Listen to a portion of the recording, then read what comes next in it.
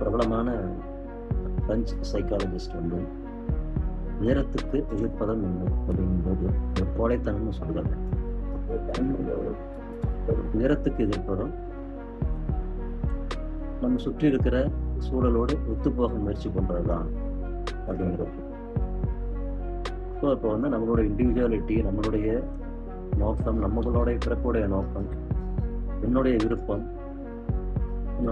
ஆத்மார்த்தமாக எனக்குள்ள இருந்து வர்ற விஷயங்கள், இது எல்லாவற்றையும் விட நான் வந்து இந்த சொசைட்டியோட, சமுதாயத்தோட, இந்த சுற்றுச்சூழலில் இருக்கிற விஷயங்களோட நான் எப்படி இணைந்து போக முடியும். அதாவது இப்போ நம்ம சொல்லிட்டு இருக்கோம் இல்லையா, இந்த ஃபேஷன், இப்போ இருக்கிற ட்ரெண்ட், இந்த மாதிரியான விஷயங்கள், இந்த மாதிரி விஷயங்களுக்குள்ள நம்ம மாட்டிட்டு நமக்கு உள்ளுக்குள்ள இருக்கிற அந்த நம்மளுடைய உண்மையான தன்மை, நம்மளுடைய ஆன்மா எந்த நோக்கத்துக்காக இந்த பூமிக்கு வந்தது, அந்த தன்மையெல்லாம் விட்டுட்டு நம்ம எதையோ ஒன்று பார்த்து ஓடிட்டே இருக்கோம். ஸோ இந்த மாதிரி ஓடும்போது தான் நமக்குள்ள வாழ்க்கையில் வந்து நிறைய பிரச்சனைகள் வருது.